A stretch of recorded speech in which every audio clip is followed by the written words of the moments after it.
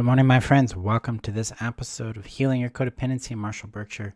I'm your guide, helping you get unstuck and start getting the results you want in your life and creating the relationships, the love, and the satisfaction you deserve and desire in your life. So that's what I'm about. Today, we're jumping into this question that came up for me today, actually. How do we deal with discouragement? How do we deal with the frustration that inevitably comes in our efforts to heal, to grow, to achieve things, and to better our own lives, especially with the chaos that's going on in the world, the challenges that show up within us emotionally, physically, financially, all of those things that show up for us. So today I'm going to share with you 5 things that I do when discouragement shows up for me, because it does. I'm not one of those people that are going to claim that I don't have bad days or frustrating days or I don't get low. Of course I do. I'm on this journey with you and discovering who I am beyond my own codependency, beyond my own insecurities, beyond who I think I am today. I look at this work as a constant cycle of discovery and expansion and inquiry into what's going on within me and within the world and who I want to be in that. So let's talk about first what discouragement is. So discouragement is an emotional state of collapse. It's where we feel stuck, frustrated, powerless to make any change. We've lost a sense of willpower and energy and drive towards the things we're working for.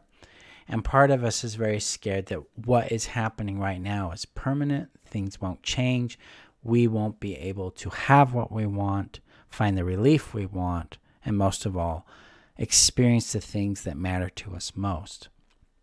It's a very real and important place and part of our journey because it signals a loss of capacity, it signals a loss of support, and signals a loss of trust within ourselves and in maybe the world or our own future about what's coming for us. A lot of times, this kind of discouragement, it shows up because there's been repeating patterns of failure in our attempts to change something in our life, our attempts to accomplish something in our life, or we've been inundated with problem after problem, thing after thing happening that just gets in the way of us getting down the road towards what we ultimately want. This is a normal reaction to that kind of compounding pattern that we experience. It takes a lot of energy, right? To get out there, to present ourselves, to show up, to take the leap of courage for ourselves. It takes a lot of vulnerability to be seen, to risk, to fail. And when we're getting a lot more failure than we are getting success, things get very discouraging pretty quickly for us. That's because our capacity can only tolerate so much of that failure at once. And that's okay. That's the beautiful part of my work is when discouragement shows up, we come in and we connect with it. We respond to it with warmth, with curiosity, with care. This allows us to connect with it, to go, hey, what's happening for you? What do you need right now? And if I'm doing that with myself, I'm asking myself, what do I need right now? Do I need rest? Do I need some play? Do I need some emotional support? Do I need to take a break from focusing on these problems? Maybe direct my energy towards something else for a little bit? What do I need right now that would be nurturing, soothing, and caring for me? Notice I'm not driving towards empowerment. I'm not driving towards more action towards the thing or solving the problem or figuring it out at this point. That I have found emerges later as we do this. Right now, when it's here with us, when it's alive within our bodies, it's to connect with it. It's to acknowledge it. Hey, I see you. This is how I'm feeling. This is what's going on for me. It's to legitimize it. Natural, I'm feeling this. No wonder I'm feeling this. I'm going to let myself feel this because there's been failure after failure, frustration after frustration. Things have changed. I don't know what to do about it. It's really scary. There's been losses. There's been challenges. I'm kind of tired. So we allow that to be there. We allow ourselves to be present with what we're really going through, to really know it for ourselves through that warmth, through that care, that idea that this matters too. There's maybe parts of you that are like, I hate this. I want this to end. I don't want to do this. I don't want to treat it that way. I'm angry with myself. I'm angry with the world. Yeah. Bring that in too. Acknowledge that and let that be okay to feel too. So in my work with the codependency healing system, we talk about this concept called inclusiveness or spectrum-based thinking. Everything that shows up is valid. Everything that shows up needs to be known and gets to be known and ought to be known and loved just as it is eventually. Maybe right now we're not going to love it, but it shows up and we're willing to receive it just as it is.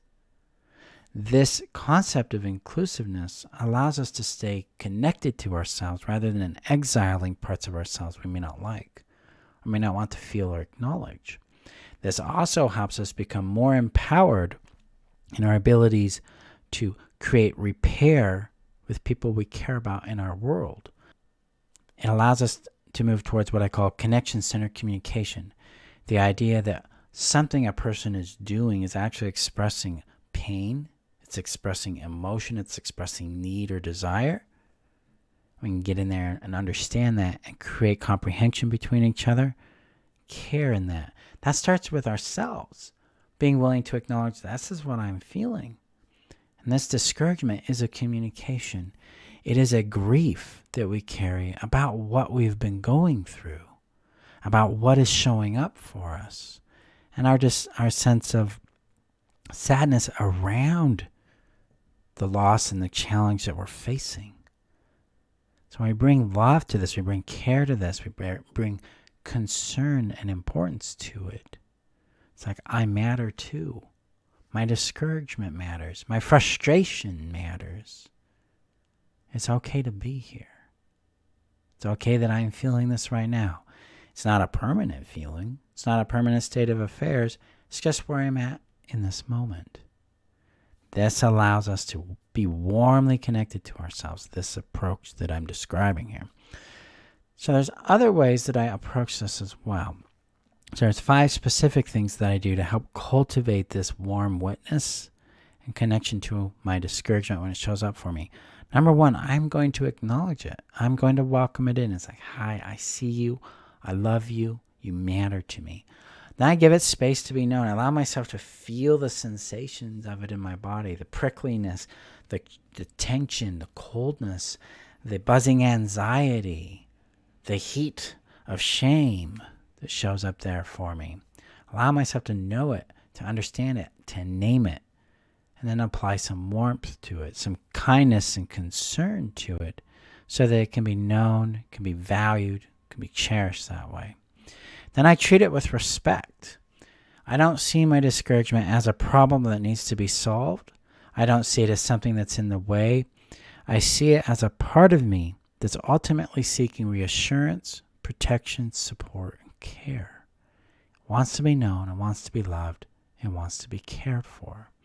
Number 3, I allow myself to grieve the things that I'm encountering, the losses, the failures, the frustrations, the challenges. This allows me to connect with myself deeper, to acknowledge the gap between where I am and where I want to be, and the pain that exists in that. So I can be with myself there, be gentle with myself. Then I allow myself, number 4, I allow myself, and then number 4, I allow myself to rest, to sleep for longer periods of time. I check in on my diet, check on my exercise and my motion, out being, doing something motion. Allow this to be part of how I recoup.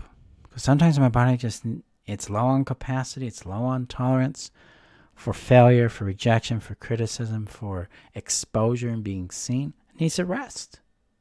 It needs some rest. So I give it that time to rest. I might go and do something else instead. I'll play a game, be with people I care about, focus on something that's more energizing for me right now. To give myself some balance, to give myself some nurture that way. And number 5, when I start to notice an uplift in my energy and my pain, I allow it in. I allow it to take up a little more space. I allow it to be there. I allow it to be okay to be there. But I do not rush into it. I don't try to keep that uplift, and I don't try to use that uplift to move right back into facing the challenge that I'm going through. Instead, I'm going to inquire into that uplift and ask it what it's trying to tell me, what it would like me to do, and then follow that guidance, follow that brilliance and inspiration. This is how I move through discouragement, because discouragement shows up frequently, especially if you run your own business, especially if you're healing your codependency, especially if you're trying to be yourself, especially if you're doing daring things, doing new things for the first time, or learning how to do things even better this round. It's a normal part of our journey. So my friends, again, those 5 things that I do, I acknowledge it and receive it with warmth and care, treat it with respect, because it's not a problem, it's not in the way. I am looking to connect with it, to reassure it, to give it protection, support, and care. I allow myself to grieve the difficulties and challenges that are going on. I allow myself to rest, to sleep, and to play a little more. And then when I start to notice that uplift in my energy, I allow that to just be there. I inquire into it to see what it's directing me to do, and then I follow that. And there we go, my friends. That wraps up our episode for today. Before we are done, I want to invite you to come join me for this month's breakthrough session. We're breaking through the fear of disappointing others so that we can tap into our own freedom, our own confidence, our own power, and direct our lives and pursue the things that matter to us without being trapped and paralyzed and inhibited by this fear of what other people might think about what we're doing. It's happening November 11th. The link is on the description below if you want more information on that, and at my website at healyourcodependency.com. Come join us and break through to your own freedom, peace, and confidence there. Thank you again for showing up. I'll see you in our next episode. Bye-bye. So thank you for watching this episode, and you want more episodes like this, check out the recommended video above. Make sure you hit that subscribe button, and if you're ready to take the leap and heal your codependency, check out my workshop linked below on how to heal codependency permanently. Then you can understand how I help you restore safety, connection, and worth in your life, and how that liberates you from your codependency and empowers you in creating the relationships, the satisfaction, fulfillment you want in your life. So check that out below. Thank you again for showing up, guys. Bye-bye.